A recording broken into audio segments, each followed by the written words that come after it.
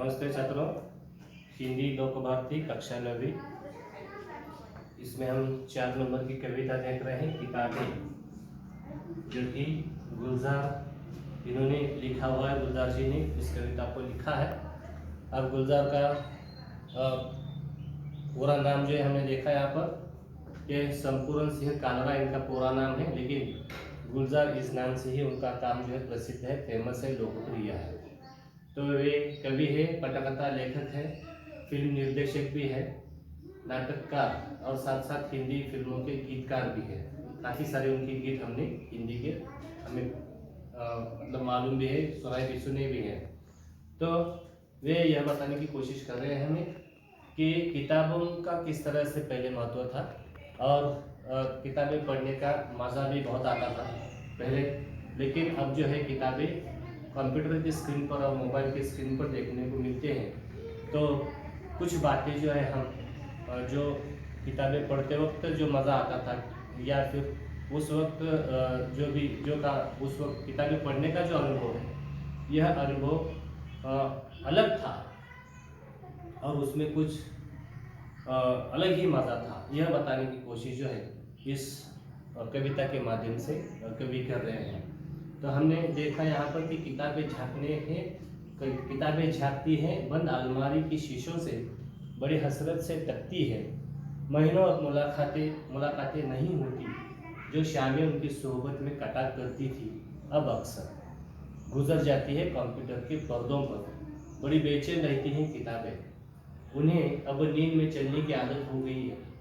जो कदरें वो सुनाती थी कि जिनके सेल कभी मरते नहीं थे, वो कदरें अब नज़र आती नहीं घर में, जो रिश्ते वो सुनाती थी। तो इससे हम यह स्पष्टीकरण इसका इस तरह से दे सकते हैं कि कवि कह रहे हैं कि किताबें अब जो है बंद अलमारी से झांकते हैं, क्योंकि वो तो अब ताले में बंद है, शीशे की अलमारी में वह बंद है और ताक रहे हैं लोगों के बड़े हसरत से, बड़ी इच्छा है उसे कि कोई आए मुझे लेकर के मुझे पढ़े, यह उसको बड़ी हसरत है। महीनों अब मुलाकातें नहीं होती, अब किताबें पढ़ने वालों की संख्या कम हो गई है, किताब पढ़ने वालों का शौक भी कम हो गया है, क्योंकि अब कंप्यूटर पर किताबें आ गई हैं, मोबाइल पर किताबें आ गई हैं। तो जो भी किताब हमें चाहिए पढ़ने के लिए, हम वो मोबाइल पे पढ़ सकते हैं डाउनलोड करके। तो इसलिए अब किताबों के पास कोई नहीं जाता, इसलिए उस किताबों को एक हसरत है, हसरत मतलब बड़ी इच्छा है, तीव्र इच्छा है उनको कि कोई आए हमारे पास और हमको ले करके पढ़े। लेकिन किताबें कह रहे हैं कि महीनों अब मुलाकात नहीं होती, कि महीनों लोग आते ही नहीं है, महीने लोग आते ही नहीं है। और कहते हैं कि रोज़ शाम जो है लोग मुझे आकर के पढ़ते थे। तो पहले लोगों की आदत थी कि कुछ पढ़े बगैर सोते नहीं थे, या फिर जब सोते थे तब कोई चीज़, कोई किताब किसी भी अपने मतलब जिसमें भी अपनी अभिरुचि, जो भी किताब पसंद हो, तो वह किताब जो है वह पढ़ते ही सो जाया करते थे। तो अब किताबों का यह दुख भरा जो दुखड़ा है, जो उनकी शिकायत है लोगों से कि वो पहले जैसे हमारे पास आते नहीं हैं और हमें पढ़ते नहीं हैं। रोज़ शाम को हमें पढ़ते थे, लेकिन उनकी सोहबत में पहले शाम कटा करती थी, लेकिन अब अक्सर उनकी शामें जो है कंप्यूटर के पर्दों पर ही गुजरती है और बड़ी बेचैन रहती हैं किताबें, और किताबों को कोई ले नहीं रहा है, इसलिए वे बड़ी बेचैन है। जो कदरें वो सुनाती थी कि उनके सेल कभी मरते नहीं थे। अब कदरें किसको कहेंगे? कदरें मतलब मूल्य, मायने, हमने कल देखा। कदरें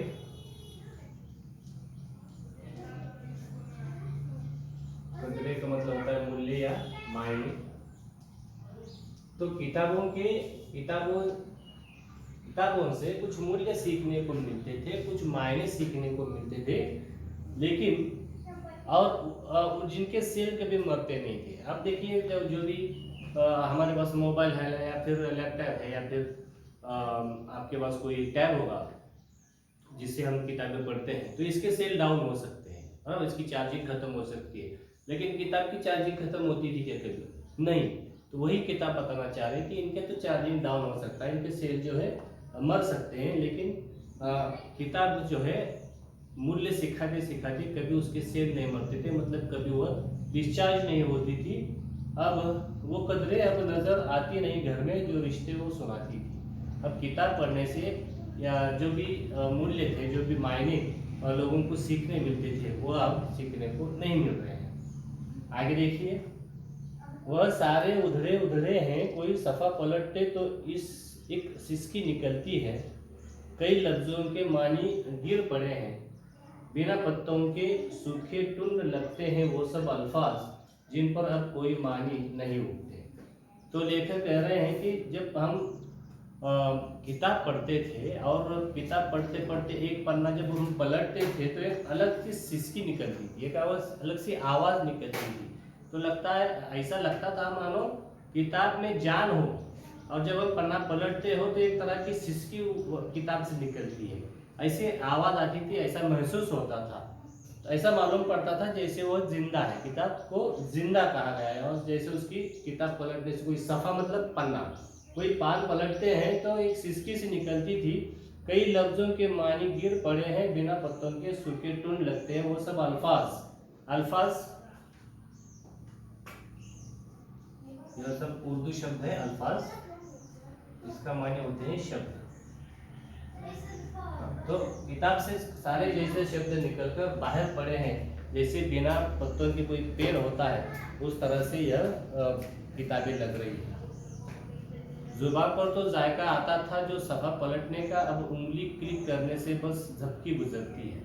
अब जब पन्ना पलटते थे तो पहले देखिए कि कुछ इस तरह से हम पन्ना पलटते थे कि ज़ुबान को बोट लगाते थे, ये उंगली लगाते थे, फिर उसको पन्ना पलटते थे।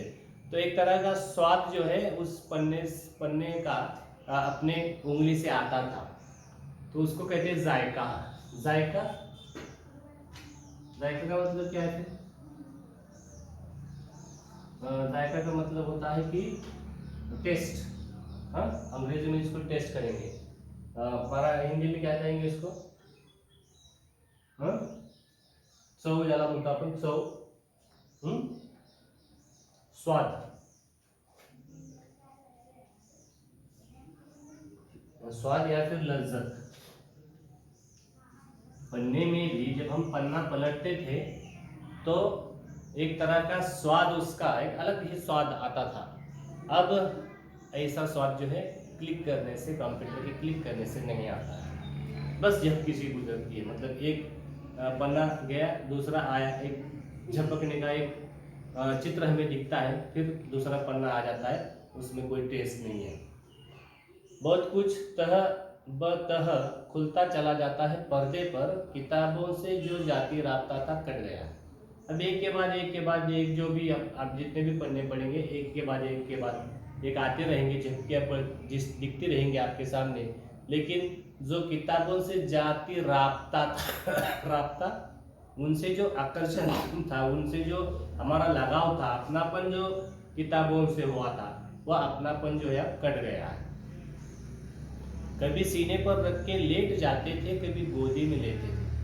अब लोग पहले क्या करते थे कि कभी सीने पर लेके लेट जाते थे, कभी पढ़ते पढ़ते ऐसे ही सो जाते थे और किताब जो है अपने सीने पर वैसे ही रहती थी, कभी गोद में ले लेते। तो इस तरह से जब लेकर के पढ़ते थे तो किताब गोद में आ जाती थी।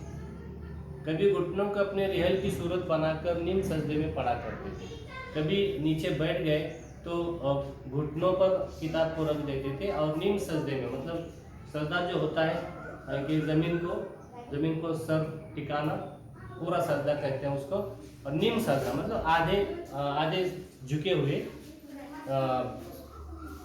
मतलब सिचुएशन में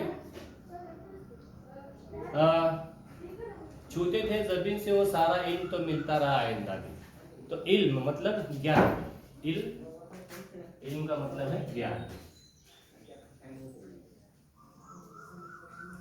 ज्ञान तो किताबों से आज भी आप ले रहे हो, जो कि इलेक्ट्रॉनिक मीडिया पर किताबें हैं।